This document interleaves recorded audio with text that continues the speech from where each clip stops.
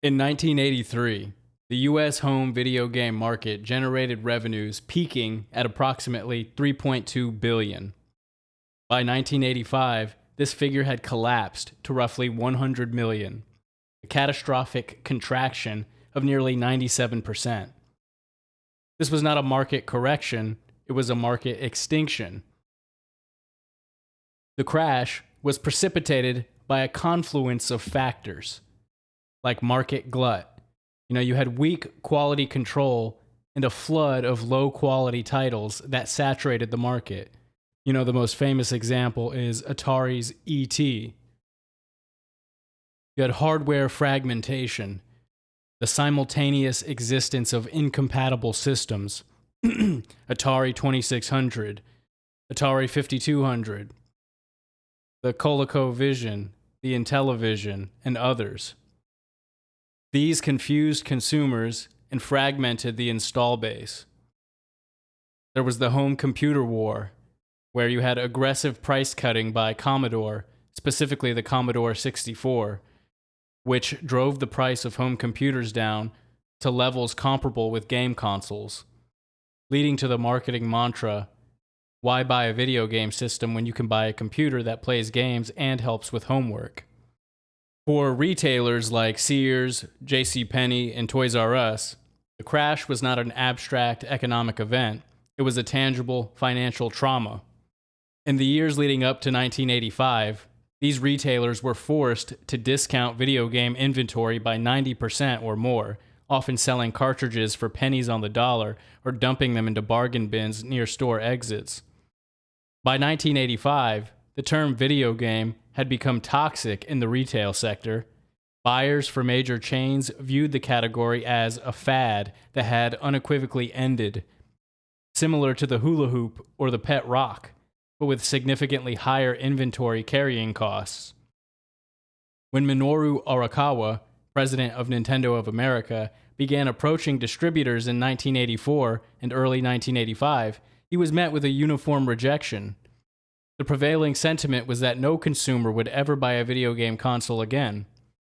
This blockade posed an existential threat to Nintendo's global ambitions.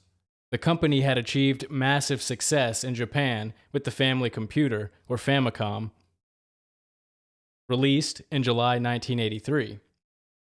By the end of 1984, the Famicom had sold over 2.5 million units in Japan, dominating the domestic market. However, the Japanese market alone was insufficient to sustain the company's growth trajectory. Nintendo needed the North American market, but the gatekeepers of that market, the retailers, had locked the doors. It is within this context of absolute rejection that the deceptive Trojan horse strategy, as video game historians and journalists refer to it, was conceived. The objective was not to sell a computer or robot. The objective was to sell a video game console to people who had sworn never to buy one again. Before arriving at the R.O.B. or R.O.B. strategy, which we'll look at in the next video, Nintendo attempted another equally desperate pivot: the home computer disguise. This phase of development demonstrates that Nintendo was actively searching for any disguise that would make the hardware palatable to American retailers. In January 1985, at the Winter Consumer Electronics Show, CES, in Las Vegas, Nintendo unveiled the Advanced Video System, or AVS. This machine was a repackaged Famicom, but it was designed to look like a futuristic home computer. Sleek, low profile, with wireless infrared controllers and a keyboard, it was pitched not as a console, but as a sophisticated multimedia hub that could handle word processing and music creation alongside gaming. It was a deliberate disguise meant to borrow the prestige of home computers and dodge the stigma of consoles. The reception was disastrous. Retailers saw through the disguise immediately.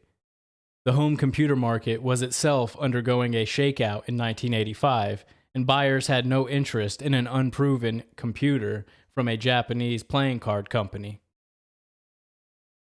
The failure of the AVS forced Nintendo to reconsider its approach. If the computer angle didn't work and the console angle was dead, they needed a third category. As we'll see in the next video, they found it in the toy industry. The solution was to rebrand the Famicom not as a computer and not as a game system, but as a toy that offered a unique, interactive experience.